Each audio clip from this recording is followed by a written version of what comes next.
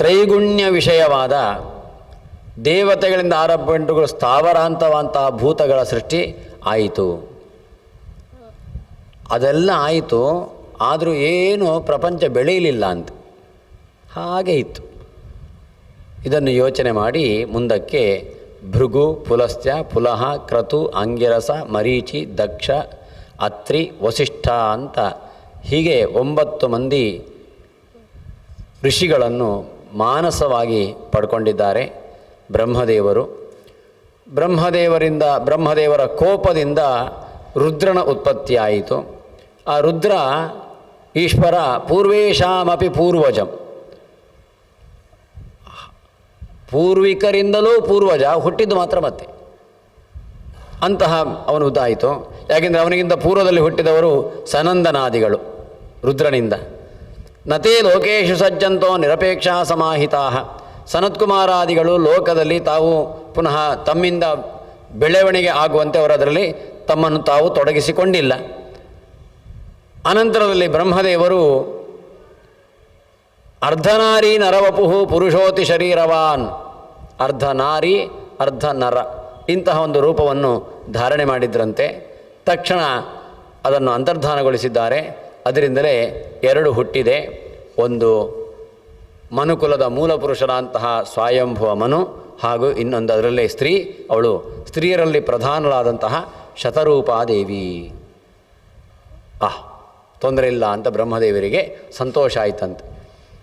ಅನಂತರದಲ್ಲಿ ಸ್ವಯಂಭುವ ಮನು ಆ ಶತರೂಪಾದೇವಿಯನ್ನು ಪತ್ನಿಯನ್ನಾಗಿ ಸ್ವೀಕರಿಸಿ ಅಲ್ಲಿಂದ 2 ಗಂಡು 2 ಹೆಣ್ಣು ಮಕ್ಕಳನ್ನು ಪಡ್ಕೊಡ್ತಾರೆ. ಭಾಗವತದಲ್ಲಿ 3 ಹೆಣ್ಣು ಮಕ್ಕಳು, 2 ಗಂಡು ಸರಿ ಉಂಟು. ಪ್ರಿಯವ್ರತ ಉತ್ಥಾನಪಾದ ಗಂಡು ಹೌದು. ಇಲ್ಲಿ 2 ಮಾತ್ರ ದೇವಹೂತಿಯನ್ನು ಮುಟ್ಲಿಕ್ಕೆ ಹೋಗೋದಿಲ್ಲ. ಆಕೂತಿ ಮತ್ತು ಪ್ರಸೂತಿ ಇಬ್ಬರನ್ನು ಪಡ್ಕೊಳ್ತಾರೆ. ರುಚಿಗೆ ಆಕೂತಿಯನ್ನು ಕೊಟ್ಟರು, ಪ್ರಸೂತಿಯನ್ನು ದಕ್ಷರಿಗೆ ಕೊಟ್ಟರು. ಹೀಗೆ ಪ್ರಜಾಪತಿ ದಕ್ಷ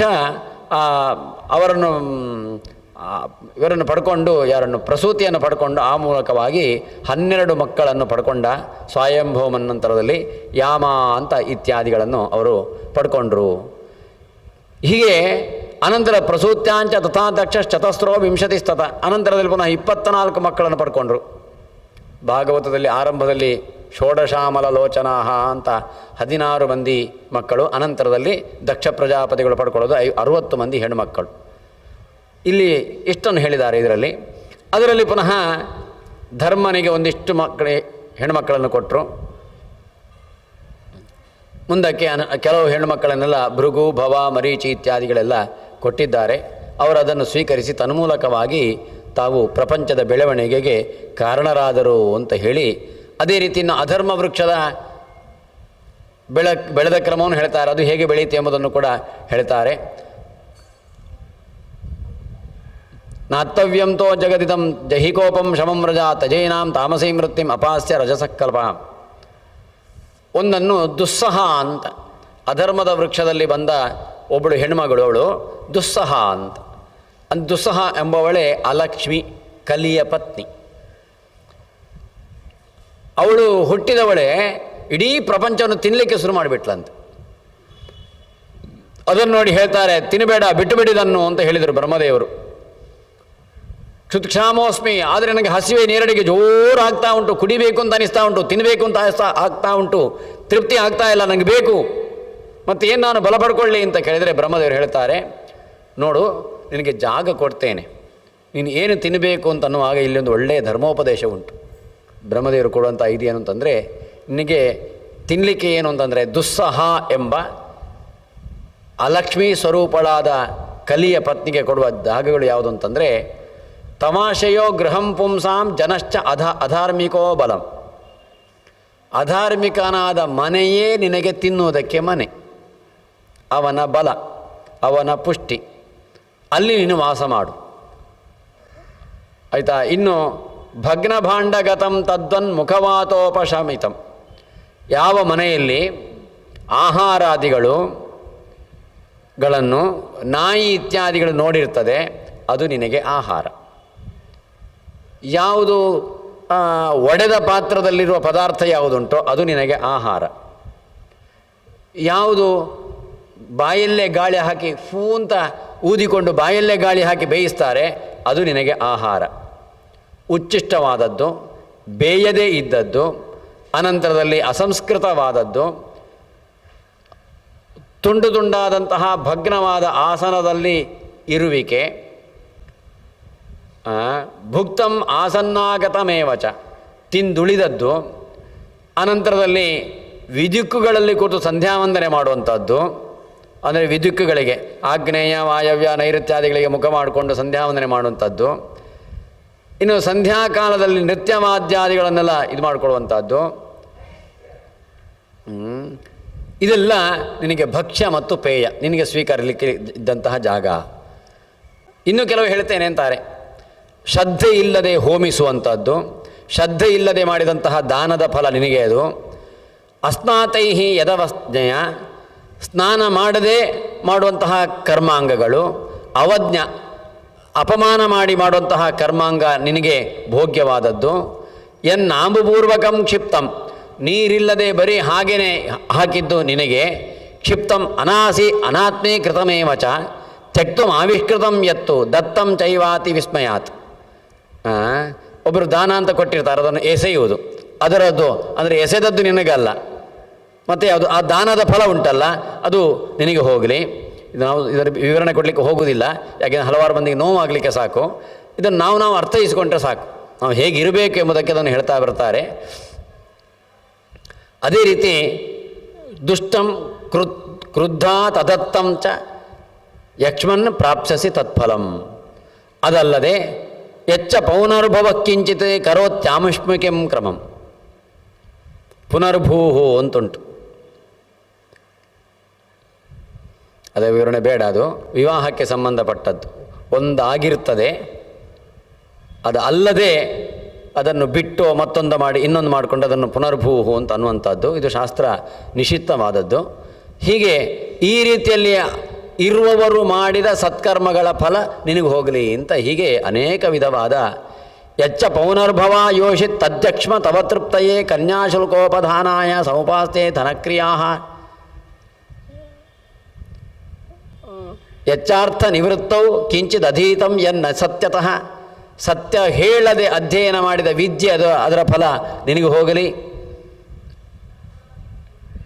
ಸಂಧ್ಯಾಕಾಲದಲ್ಲಿ ಗರ್ಭಿಣಿಯನ್ನು ಸೇರುವಿಕೆ, ತನ್ನ ಪತ್ನಿ ಇರಬಹುದು, ಅದು ಸಂಧ್ಯಾಕಾಲದಲ್ಲಿ ನಿತ್ಯ ಕಾರ್ಯವನ್ನು ಬಿಡುವಿಕೆ, ಅಸಚ್ಛಾಸ್ತ್ರಗಳ ಆಲಾಪಗಳು, ಹೀಗೆ ಇದನ್ನೆಲ್ಲ ಸ್ವೀಕರಿಸಲಿಕ್ಕಾಗಲಿ ಅಂತ ಹೀಗೆ ಅನೇಕ ವಿಧವಾಗಿ ಹೇಳ್ತಾ ಬರ್ತಾರೆ. ಇನ್ನೂ ಕೆಲವು ಹೇಳುವುದಾದರೆ ಅಬ್ರಹ್ಮಚಾರಿಣಾಧೀತಂ ಇಜ್ಜಾಚಾ ವಿದುಷಾಕೃತ. ಬ್ರಹ್ಮಚರ್ಯ ಇಲ್ಲದೆ ಮಾಡಿದ ಅಧ್ಯಯನ ಅದರ ಫಲ ನಿನಗೂ ಹೋಗಲಿ. ಇಜ್ಜಾಚ ಅವಿದುಷಾಕೃತ ತಿಳುವಳಿಕೆ ಇಲ್ಲದ ಮಾಡಿದ ಯಜ್ಞ ಅದರ ಫಲ ನಿನಗೆ ಹೋಗಲಿ. ತಪೋವನೆ ಗ್ರಾಮ್ಯಭುಜಾಂ ತಥೈವ ನಿರ್ಜಿತಾತ್ಮನಾಂ ಅಂತ ಹೀಗೆ ಇರಲಿ. ಕೃಷ್ಣಾಯ ನಮಃ. ಇನ್ನು ವೈಶ್ವದೇವದ ಕೊನೆಯಲ್ಲಿ ನಾಮೋಚ್ಚಾರಣ ಪೂರ್ವಕವಾಗಿ ನಿನಗೆ ಅಂತೇನು ಬಲಿಯನ್ನು ಕೊಡ್ತಾರೆ, ಅದು ನಿನಗೆ ಹೋಗಲಿ. ವೈಶ್ವದೇವದಲ್ಲಿ ರಕ್ಷೋಭ್ಯಸ್ವಾಹ ಅಂತಲೊಂದುಂಟು.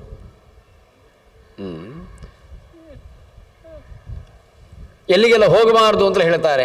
ಯಾವ ಮನೆಯಲ್ಲಿ ಮೈತ್ರಿ ಉಂಟು, ಮಕ್ಕಳನ್ನು, ಹೆಂಡತಿಯನ್ನು, ಗಂಡನನ್ನು, ಅಲ್ಲಿರುವಂತಹ ಅಣ್ಣ ತಮ್ಮಂದಿರನ್ನು ಅವರೆಲ್ಲರೂ ಕೂಡ ಪ್ರೀತಿಪೂರ್ವಕವಾಗಿ ಜೊನೆಯಲ್ಲಿರ್ತಾರೆ. ಸ್ವಜನ ವರ್ಗದಲ್ಲಿ ಎಲ್ಲಿ ಮೈತ್ರಿ ಇರ್ತದೆ ಅಲ್ಲಿಗೆ ಹೋಗಬೇಡ. ಎಲ್ಲಿ ಹೆಣ್ಮಕ್ಕಳು ತಾವೇ ಒಂದು ಚೌಕಟ್ಟನ್ನು ಹಾಕ್ಕೊಂಡು ಲಜ್ಜಾದಿಗಳಿಂದ ಕೂಡ್ಕೊಂಡಿರ್ತಾರೆ ಅಂತಹ ಮನೆಯನ್ನು ಸೇರಬೇಡ. ಯಾವ ಮನೆಯಲ್ಲಿ ತಮ್ಮ ವಯಸ್ಸಿಗೆ ಸಹಜವಾದಂತಹ ಕೃತ್ಯಗಳನ್ನು ಅವರವರು ಮಾಡ್ತಾ ಇರ್ತಾರೆ ಅಂತಹ ಮನೆಗಳನ್ನು ಹೋಗಬೇಡ. ಹಿಂದೆ ಹೇಳುವಾಗಿದ್ದೊಂದು ಮಾತು ಬಂದಿತ್ತು, ಎಲ್ಲಿ ಸೂರ್ಯರಶ್ಮಿ ಬೀಳುವಾಗ ಹಾಸಿಗೆ ಮಡಿಸಿರುವುದಿಲ್ಲವೋ ಆ ಮನೆ ನೀನು ಸೇರು ಅಂತ. ಸೂರ್ಯಕಿರಣ ಬೀಳುವಾಗ ಹಾಸಿಗೆ ಮಡಚದೇ ಇದ್ದರೆ ಆ ಮನೆಗೆ ನೀನು ಹೋಗು ಅಂತ. ಅರ್ಥಾತ್ ಸೂರ್ಯೋದಯ ಆವಾಗ ಎದ್ದಿರಬೇಕು ಅಂತ ತಾತ್ಪರ್ಯ.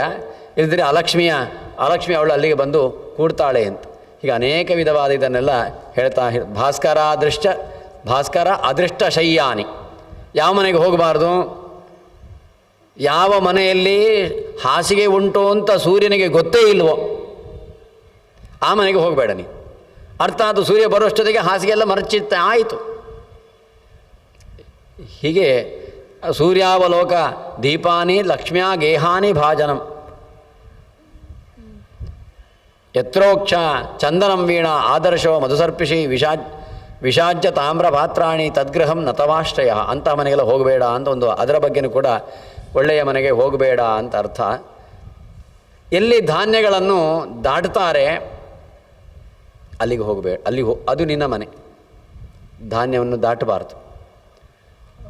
ಪಕ್ವವಾದಂತಹ ಪದಾರ್ಥಗಳು, ಅಪಕ್ವವಾದ ಪದಾರ್ಥಗಳು ಮನೆಯಲ್ಲಿದ್ದರೆ ಅದನ್ನು ದಾಟಬಾರ್ದು. ಶಾಸ್ತ್ರಗಳು ಇದ್ದರೆ ಅದನ್ನು ದಾಟಬಾರ್ದು.